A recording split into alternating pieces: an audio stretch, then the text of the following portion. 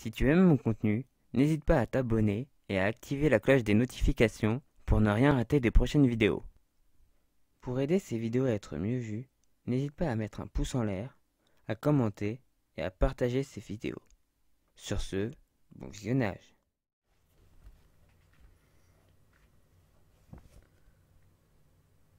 Ah, salut tout le monde et bienvenue dans cette nouvelle vidéo du coup. Aujourd'hui je vais vous présenter mes 3 magazines favoris, donc 3 magazines sur la voile que j'adore. Donc dans un premier temps Voile et Voilier, Voile Magazine et Course au large. Voilà, donc je vais vous présenter un peu les différences. Il y en a deux qui sont assez semblables et un qui est quand même très, comment dire, racé. Il est assez racé sur quelque chose, donc course au large. Donc on va commencer par Voile et Voilier. Voile et Voilier j'aime bien parce qu'il y a un peu de tout. Il y a de la course au large, il y a de la voile de plaisance, donc comme tout à chacun quoi, enfin comme les bateaux qu'on peut trouver un peu partout. Il y a des essais de bateaux et il y a aussi des visites enfin, de lieux. Par exemple, pendant ma transmanche, il y avait un article de Voile et Voilier sur le Solent, enfin sur Causes. Donc avec les lieux qu'on peut visiter à Causes et tout. Et pendant la transmanche, quand il n'y avait pas beaucoup de vent ou quand j'avais pas grand chose à faire, je lisais le Voile et Voilier. Et donc du coup, là par exemple, vous avez quelque chose sur les 90 ans d'amour du dragon, donc qui est un voilier, qui est ce voilier ici. Et vous avez, voilà, c'est un bouquin qui est vraiment très bien, que j'aime vraiment beaucoup. Là, et en plus, vous avez souvent des magnifiques images, enfin dans les trois, hein, mais là par exemple, voilà une image du bol d'or. Donc là où il y a eu le gros coup de vent, il y a eu pas mal, il y a eu des dématages, il y a eu des chavirages, je suis pas sûr, mais des dématages, oui. Il y a un grand surprise par exemple qui a dématé. Là, vous avez un article sur, sur la Brest Atlantique, donc avec Charles Caudrelier et Franck Camas qui l'ont remporté sur Gitana. Vous voyez, par exemple, là, vous avez des articles aussi. Attendez, j'avais vu, voilà. Comme je vous disais, un peu plus de côté aussi aventure ou côté préservation de la mer. Par exemple, ici, un article sur Tara. Des voiliers, des voiliers type course croisière. Ou des voiliers complètement de croisière en bas là. C'est pour qui la croisière, c'est pour qui la croissance. Donc avec en dessous un voilier. Et vous avez franchement c'est vraiment super intéressant. Là vous avez un article sur l'Occitane, donc le bateau d'Armel Tripon, donc avec son bourron. C'est vraiment quelque chose de super intéressant. C'est un magazine très intéressant où là par exemple aussi, bon, je sais que certaines personnes ne l'aiment pas. Moi personnellement, j'ai rien contre elle. Donc là vous avez un article sur Greta, donc sur cette traversée de l'Atlantique à l'aller avec l'IMOCA, au retour en catamaran de croisière. Alors vous avez vraiment dans ce magazine, vous avez vraiment plein de trucs. Et il n'y a pas que du large, hein, vous avez des choses sur la course inshore, donc qui est assez intéressant aussi. Même si vous savez que je préfère le large, mais l'inshore est aussi très intéressant.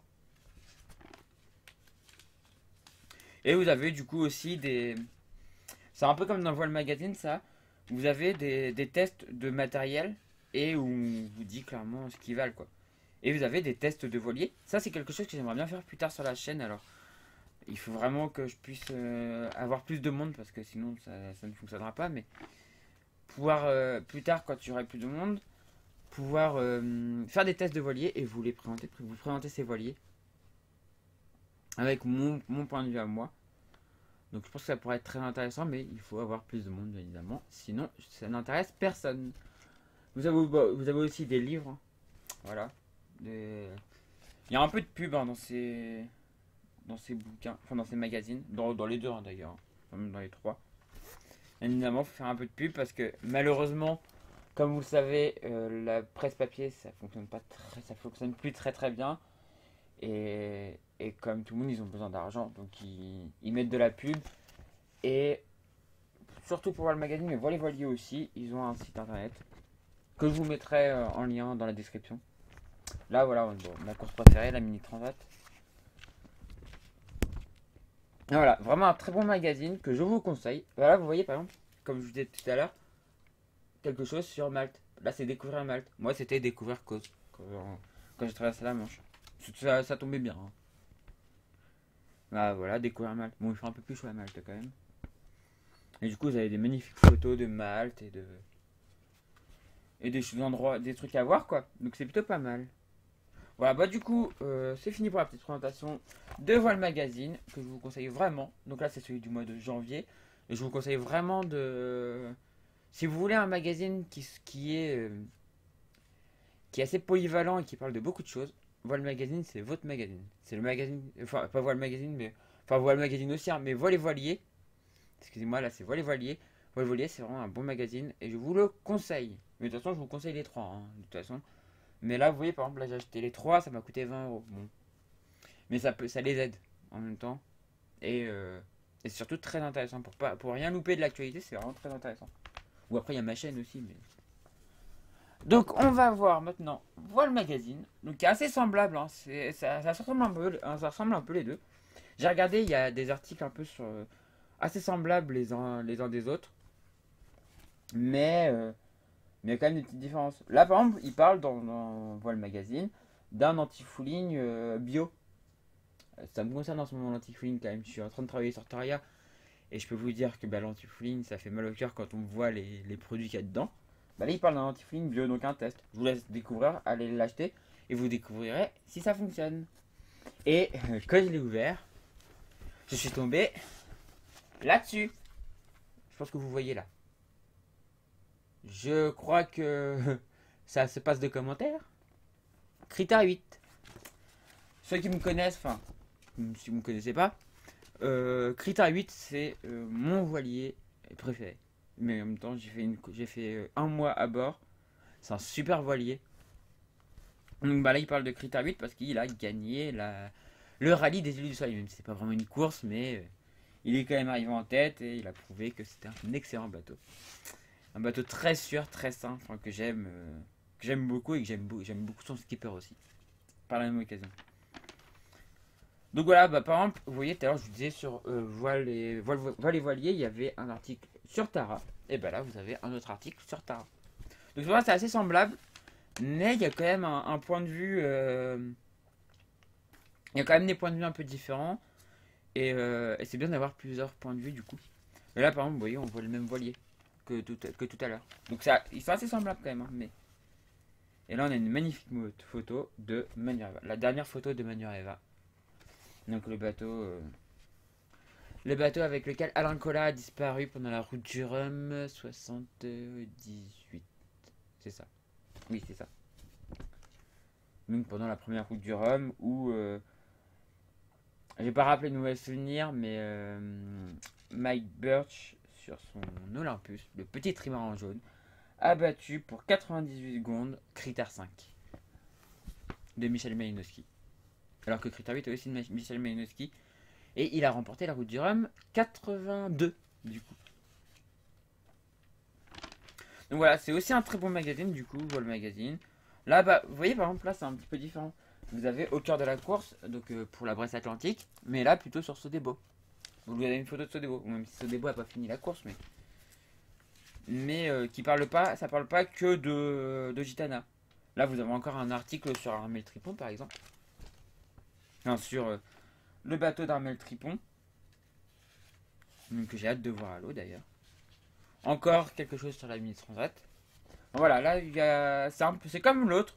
C'est un mélange entre les deux. Entre tout. Hein, la course au large, la croisière, la plaisance, tout ce qui est préservation de la mer, test de voilier, test de matériel. Et donc c'est plutôt pas mal. Et puis des recommandations, des bouquins, enfin voilà. Et à la fin, comme dans Voile et Voilier, ce que je vous ai pas montré, à la fin vous avez des petites annonces. Donc voilà, par exemple, bon là il y a encore des tests de voilier justement. Ici là. Le RM 1180, ceux qui me connaissent savent que j'aime bien les RM aussi. Sûrement à cause de leur carène. J'aimerais bien naviguer au moins une fois dans ma vie sur un RM. J'aime bien leur carène, ça ressemble. C'est une carène en bouchin, et ceux qui me connaissent savent que j'adore les bouchins. C'est pas pour rien que j'en ai un. C'est pas pour rien que j'ai un bateau à Bouchard, hein. C'est pas qu'une histoire de pognon, hein. Toria, c'est un bateau que j'aime et j'ai eu un coup de cœur pour ce bateau. Et du coup, c'est aussi pour ça que je l'ai. Et je voulais vous montrer un petit truc que j'ai vu tout à l'heure quand j'ai ouvert le bouquin, enfin quand j'ai ouvert le magazine pour regarder. Je vous refais la scène, hein, pour que vous voyez un petit peu. Donc en fait, je regarde, bon à la fin, il n'y a pas trop de trucs intéressants. Enfin si, par exemple là vous avez des trucs sur la mécanique.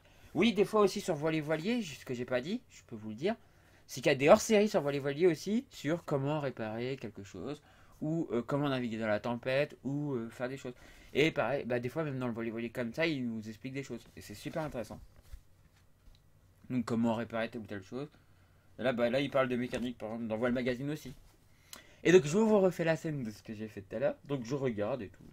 Je finis comme ça. Et puis bon, voilà, je tombe sur des trucs comme ça. Bon, je fais, oh, il n'y a pas grand chose et tout. Et puis j'ai les cotations Argus.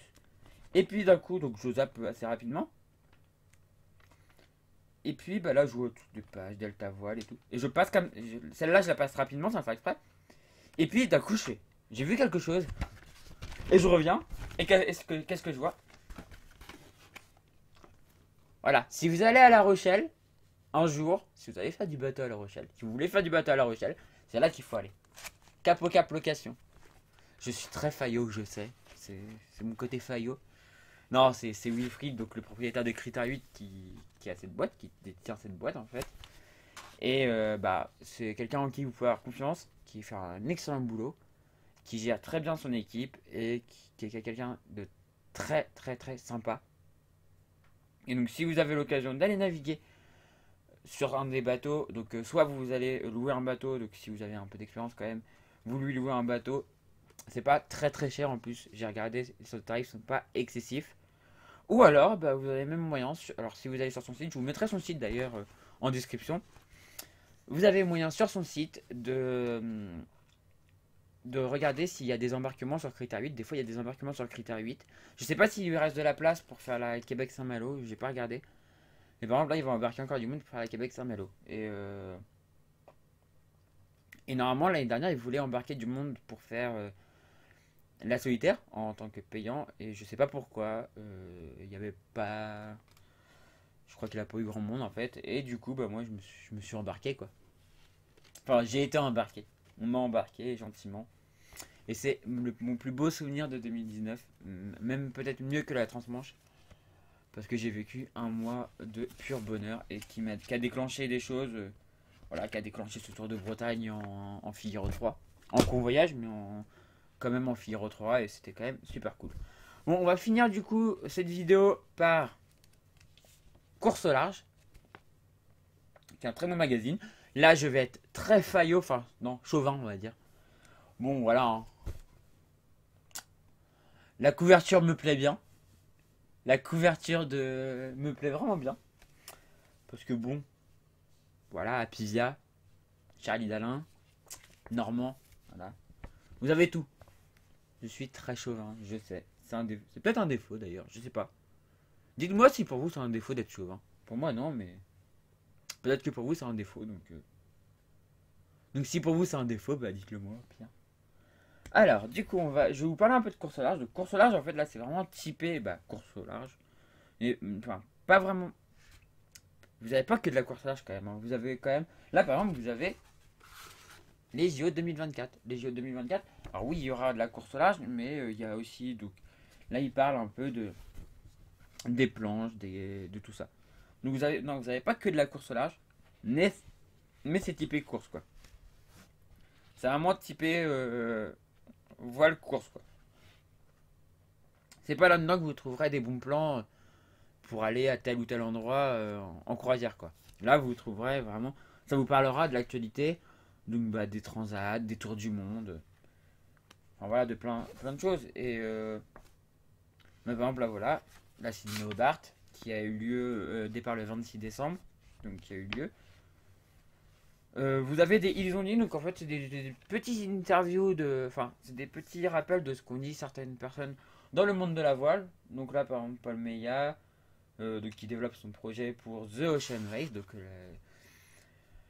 ce qui est devenu en fait la Volvo Ocean Race. Enfin, la Volvo Ocean Race est devenue The Ocean Race, donc maintenant en IMOCA. La prochaine Volvo 65 et IMOCA, et je pense qu'après ça deviendra que de l'IMOCA. Donc voilà, vous avez voilà, des paroles de marins, ou pas de marins, des fois, hein, des gens, des sponsors ou des choses comme ça. Toujours des magnifiques photos. Là, ça nous parle de Gitana. Donc, magnifique photo de Gitana. C'est juste sublime. Il y a toujours des très belles photos. Là, je pense que c'est une photo qui a été faite au drone, je pense. Voilà, juste des images. Donc, pendant la Brest Atlantique. Donc, c'est très, très, très, très beau. Et donc, des fois, il y a aussi des petits résumés, enfin des résumés, oui, on peut appeler ça comme ça, de navigation à bord. Les journalistes de Voilier Voilier partent naviguer sur un IMOCA, sur un Ultime, enfin des choses comme ça, pour parler de l'expérience et voilà comment on vit à bord d'un grand trimaran ou d'un IMOCA, quoi, enfin d'un bateau de course. Voilà. Là, par exemple, il nous parle aussi de la restauration de l'hydroptère qui a été racheté. Heureusement, tant mieux, parce que c'est quand même un pionnier, donc c'est bien de l'entretenir.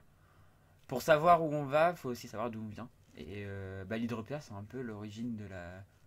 C'est un peu dans les origines des bateaux volants. C'est un des premiers quand même. Donc, important de le savoir. Et de l'entretenir et de le sauvegarder, ce bateau. Parce que, quand même, un certain Eric Tabarly a quand même navigué à bord. Et Eric Tabarly, c'est pas n'importe qui. Donc voilà, là on a les images du convoyage, parce qu'ils l'ont ramené. Il était au milieu à Honolulu, je crois. Et ils l'ont ramené à San Francisco. On a encore un truc sur la Mini Transat là. Voilà, un magazine très intéressant aussi. Donc là, par exemple, que faut-il retenir de la Transat Jacques Vabre? Moi, ce que j'en retiens, c'est que Charlie Dalin a gagné. C'est très important de retenir ça. Non, sans blague, il y a pas mal de bonnes choses à retenir de cette course. Elle a été intéressante. Et, euh, et c'est sûrement le début aussi d'une nouvelle ère, je pense. On disait déjà ça en 2015, mais je pense que c'est un peu le début d'une nouvelle ère. Les IMOCA deviennent de plus en plus volants.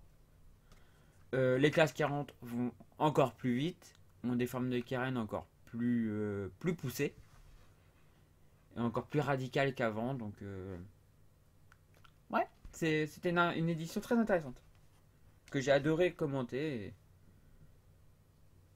Donc voilà. Bon, les photos qui parlent d'elles-mêmes. Des belles images. Là, un article sur le Vendée Globe. Malheureusement, 37 candidats, 34 au départ. Même si Yann Elias a annoncé qu'il ne le fera pas finalement. Mais il y a quand même trop de monde et pas assez de place. Donc malheureusement, il y aura des gens qui partiront pas.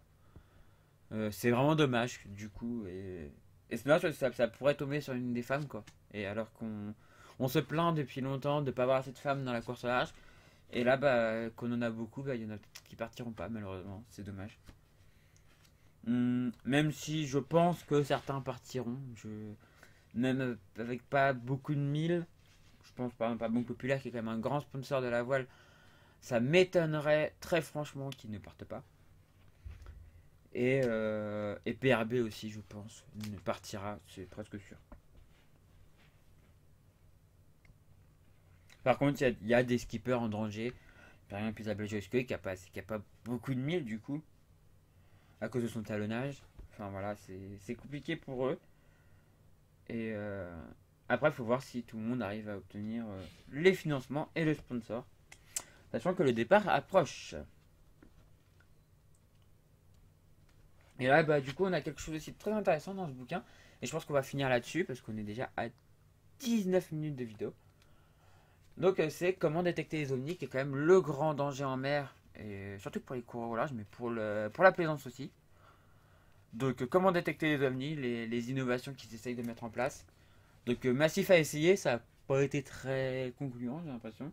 vu le nombre d'autres choses qu'ils ont pété, vu le nombre d'OVNI qu'ils ont tapé, mais à voir sur des plus grosses OVNI, est-ce que ça pourrait le faire, par exemple, la détection de growlers ou d'iceberg, qui seraient trop petits et qui ne seraient pas détectables par ni par les satellites, ni par le radar, parce que trop bas sur l'eau ou des choses comme ça, bah, est-ce que ça pourrait le détecter? C'est à voir, c'est un truc à tester, je pense. Et donc, bon, on a après encore un petit article aussi, comme je vous disais, c'est pas que de la course à large, hein. Un article sur les AC-75, donc les bateaux qui vont faire la Coupe de l'Amérique. Donc les monocoques qui vont faire la Coupe de l'Amérique. Et voilà. Bah du coup, on va se quitter là-dessus. Voilà, pour cette présentation des 3 bouquins. Vous pouvez les trouver en librairie, enfin dans les... En librairie ou chez tous les revendeurs de magazines, hein, clairement, ça se trouve assez facilement. Course au large, excusez-moi, est un bimensuel, donc il paraît tous les 2 mois. Là, c'est le décembre, janvier donc, de cette année. Donc, celui-là, il faudra attendre février pour l'avoir. Ça sera février et mars, le prochain. Et Voile Magazine et Voile et Voilier sont des mensuels. Donc, vous les avez tous les mois. Vous avez un nouveau Voile et Voilier tous les mois. Avec des fois, comme je disais, une édition spéciale. Donc, avec, comme on avait dit dans le gros temps, ou plein de choses. Il y a plein de choses où il y a des spéciales salons aussi, des fois. Voilà. Bon, du coup, j'espère que ça vous a plu. C'était une petite vidéo calme. Comme vous savez, je suis sur Toria en ce moment. Je travaille sur Toria, donc j'ai pas beaucoup de temps pour tourner. Donc là, je tourne en fait la veille. On est samedi soir. Vous aurez la vidéo à temps, vous inquiétez pas. Enfin, si vous la voyez là, c'est que vous l'avez à temps. Mais voilà, avec Toria, j'ai pas mal de boulot. Donc pour l'instant, la chaîne, c'est un peu compliqué. Mais Toria, si tout se passe bien, retourne à l'eau vendredi de la semaine qui arrive là. Et normalement, j'aurai fini les travaux sûrement lundi soir, peut-être lundi soir ou mercredi, en fonction de comment je peux avancer. Voilà. Bah, du coup, moi, je vous dis à la prochaine. Si la vidéo vous a plu, n'hésitez pas à mettre un pouce en l'air, à commenter. Et si vous n'êtes toujours pas abonné à la chaîne, abonnez-vous. Moi, ça me fait plaisir. Et ça me permettra justement de faire ce que je vous ai dit là. Plus tard, de pouvoir peut-être faire des essais de voilier. Faire des essais de voilier, du coup, en vidéo. Parce que là, c'est des essais où on vous parle. Et il y a déjà quelques essais en vidéo, mais avec mon avis à moi. Et par exemple, moi, ça sera plutôt basé sur le solitaire, vu que c'est ma spécialité. Enfin, c'est ce que j'aime faire. Donc, plutôt basé sur est-ce qu'on peut manœuvrer ce bateau en solitaire? Est-ce qu'il est simple à manœuvrer en solitaire? Voilà, des choses comme ça qui sont intéressantes. Voilà, du coup, si ça vous a plu, n'hésitez pas à mettre un pouce en l'air. Enfin, voilà, ça, je l'ai déjà dit. Donc, moi, je vous dis à la prochaine fois pour une vidéo. Du coup, demain pour un let's play, la suite du let's play sur Transport Fever. Et puis bientôt, bientôt, je vais vous mettre la vidéo, enfin la série de vidéos, le let's play remontée de l'Atlantique en IMOCA. Moi, c'est la vidéo, là, j'ai fini de la tourner. Je suis arrivé au Havre. Et du coup, vous aurez toute la remontée depuis Salvador de Bahia jusqu'au Havre en IMOCA sur ouais numéro 2. Voilà. Du coup, je vous dis à la prochaine. Et du coup, ciao tout le monde. Ciao.